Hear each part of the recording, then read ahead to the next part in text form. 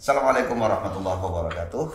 Pemirsa IKIS Podcast 2022, bertemu lagi. Kita sih syutingnya siang, nggak tahu nontonnya siang atau malam, terserah pemirsa. Oke, diawali dengan kopi seperti biasa. Kita bersama dengan Prof. Alimun Hanif, senior saya di Temple University. Tapi jangan bayangkan tempelnya seperti gereja di sini. Temple University USA, tapi beliau jalan-jalannya jauh sampai ke McGill University. Prof. Ali sekarang Dekan Fakultas Ilmu Sosial dan Ilmu Politik UIN Syarif Hidayatullah Jakarta.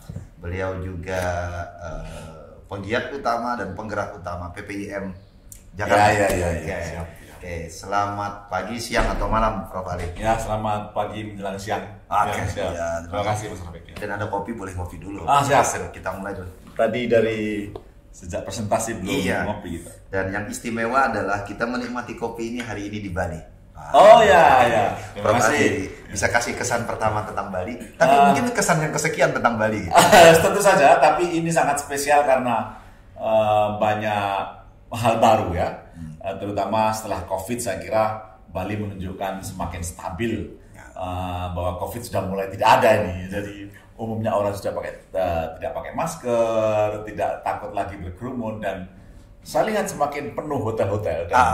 Mungkin juga ini bertepatan dengan forum ini sebagai bagian dari kegiatan Kementerian Agama, tapi juga ada R20 yang saat ini mau dibuka oleh Presiden kan, jadi Region 20 forum dari Nahdlatul Ulama dan bekerja sama dengan G20 untuk mengawali kegiatan G20. Saya lihat Bali semakin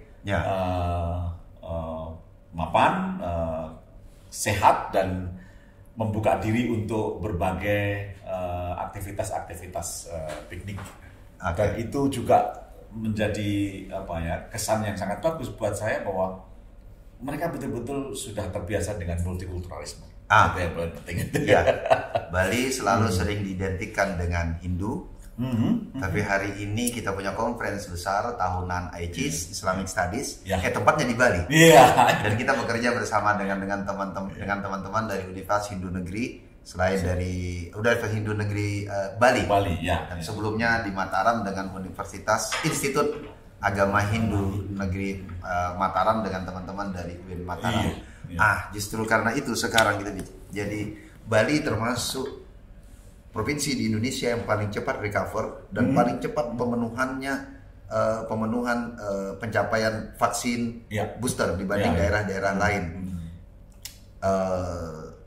Sebagian katakan itu karena faktor ketaatan mereka kepada pemerintah, tapi juga ketaatan mereka kepada para pemimpin agamanya. Prof. Ali, ada isu menarik. Kalau begitu, di beberapa tempat kita dengar isu semangat keislaman menaik. Di tempat lain semangat kekristenan menaik. Isu-isu tentang agama-agama ini juga hidup. Di India juga Bharatiya Janata Party sekian tahun terakhir selalu memenangkan. Ada yang menarik mungkin isunya. Mungkin Prof. Ali bisa cerita sebenarnya apa yang terjadi dengan agama-agama di dunia saat ini. Ada sense gitu yang bisa kita tangkap dari berbagai fenomena masyarakat di dunia secara keseluruhan, termasuk G20 sendiri, yakni bangkitnya agama-agama yang dulu oleh para teoretikus modernisasi, teoretikus perubahan sosial dianggap akan mengalami sekularisasi dunia ini. Tapi tampaknya tidak. Justru kebangkitan dalam bentuknya yang sangat baru, khususnya ketika demokrasi sudah dibuka, banyak partai-partai agama atau organisasi civil society berbasis agama tampil ke permukaan dan betul-betul menunjukkan peran agama di ruang publik yang semakin lemah semakin baik. Nah, tapi sebagai kelompok terpelajar dari Kementerian Agama di bawah PT KIN, kita juga harus mewanti-wanti jangan sampai kebangkitan agama itu didominasi bahkan dibajak oleh kelompok-kelompok radikal yang justru akan merugikan wajah agama itu. Itu jadi kebangkitan agama-agama itu ini alarm atau optimisme?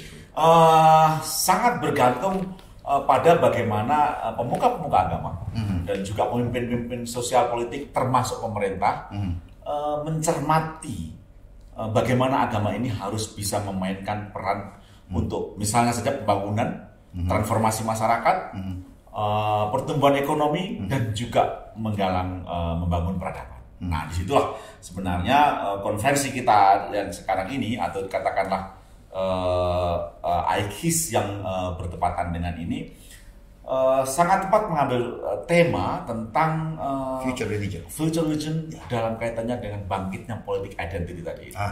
Pelajaran dari India menunjukkan bahwa meskipun terjadi efek-efek negatif dari tampilnya BJP, Bharatiya Janata Party, dalam panggung politik nasional, tetapi tetap menunjukkan bahwa politik adalah politik. Tetap saja mereka berkepentingan untuk menjaga elektoral yang kuat, lalu kemudian membangun kebijakan publik yang sangat bermanfaat, dan juga mentransformasikan masyarakat. Efeknya tentu saja adalah banyak, karena ini menjadi basis dari politik fundamentalis Hindu, maka dia terus-menerus mempunyai efek negatif terhadap misalnya kelompok agama lain, khususnya Kristen dan Islam, anti-sekularisme India dan seterusnya, yang itu dibangun atas dasar sentimen-sentimen politik identitas. Nah, tugas kita sebenarnya adalah bagaimana kelompok terpelajar dan juga pengambil kebijakan pemerintah itu mengantisipasi kebangkitan agama ini untuk terus mendorong terjadinya moderasi beragama. Mungkin epistemenya hampir sama dengan kelompok konservatif di Amerika yang memanfaatkan kandidasi Donald Trump pada masa kampanye. Iya, untuk kejayaan Amerika, Kristen dan seterusnya. Benar. Di situ yang saya tangkap bahwa saat ini semakin terbukti bahwa sekularisasi telah gagal. Agama bangkit di mana-mana. Dalam wajah yang sangat baru. Dan semua agama. Di Thailand mulai muncul kelompok-kelompok Buddhis konservatif yang memang tampil di ruang publik. Myanmar, kelompok-kelompok radikal atas nama Buddhis juga mengattack atau katakanlah menyerang kelompok agama lain, khususnya Muslim, Kristen dan seterusnya. Nah, saat ini pemerintah, khususnya Kementerian Agama, harus terus-menerus terpanggil untuk memberi arah baru kebijakan agama agar kebangkitan agama ini jangan sampai didominasi muncul radikalisme, puritanisme, bahkan membangun suatu pemerintah global atas nama Islam misalnya. Karena itu jika moderasi beragama yang sudah menjadi platform kebijakan Kementerian Agama ini harus diperluas, munculnya dialog-dialog baru antar komunitas beragama, minimum secara nasional di antara golongan agama yang diakui, Kristen, Katolik, Buddha, Hindu, dan Konghucu, termasuk Islam tentu saja. Nah, disitulah sebenarnya dengan membiasakan diri membangun tradisi dialogis, apapun dalam bentuknya, kerjasama, pelajaran bersama, itu insya Allah kita akan bisa mengarahkan kebangkitan baru agama sekarang. Oke, ya makasih Prof. Mungkin pertanyaan terakhir kalau begitu. Jadi akhirnya kita bisa lihat kalau dari penjelasan tadi, institusi agama akan bertemu dengan institusi yang lain, institusi agama yang lain gitu. Lalu institusi-institusi agama juga akan bertemu dengan problem-problem aktual di depannya, problem kemiskinan, problem ekonomi, problem politik, even problem elektoral. Maka lalu kemudian seperti kasus India, sekonservatif apapun Bharatiya Janata Party, dia harus menegosiasikan dengan common good. Nah, maka kemudian pertanyaannya Prof. Adi, kalau begitu jadi agama terus bergerak ke depan.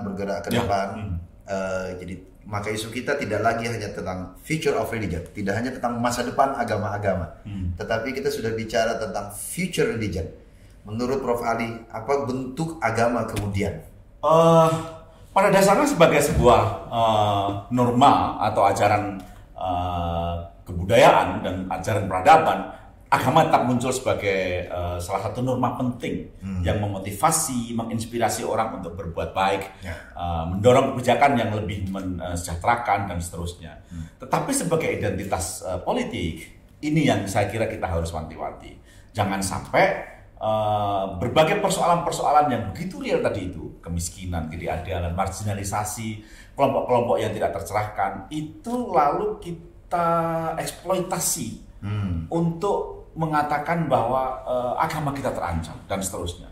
Dan di situ kita sebagai kelompok terdidik dalam Kementerian Agama ini terus-menerus harus mampu untuk mendorong terjadinya civic transformation dari tradisi keagamaan tadi itu. Jangan hanya dijawab dengan cara-cara yang simbolis, tetapi betul-betul mengadres isu masalah-masalah kemiskinan, ketidakadilan, penghijauan dan lingkungan hidup itu dengan cara-cara yang lebih civic. Saya percaya bahwa Islam tetap memainkan peran penting di Indonesia, tapi pada saat sama juga kita juga harus percaya Islam yang mentransformasikan masyarakat dengan agenda-agenda yang lebih konkret tentang pembangunan manusia dan peradaban.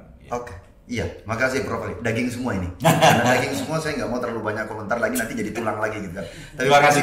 Iya, jadi akhirnya sekarang kita ada dalam fase baru di mana agama itu membangun formasinya, berhadapan dengan berbagai macam realitas yang di sekitarnya. Tidak hanya bicara tentang eksistensinya, tapi bicara bagian formatnya juga sekarang mengalami pola formasi baru. Jadi kalau dulu ada formative period masing-masing agama di fase pendiri, sekarang ada formative period untuk agama berhadapan dengan isu-isu baru.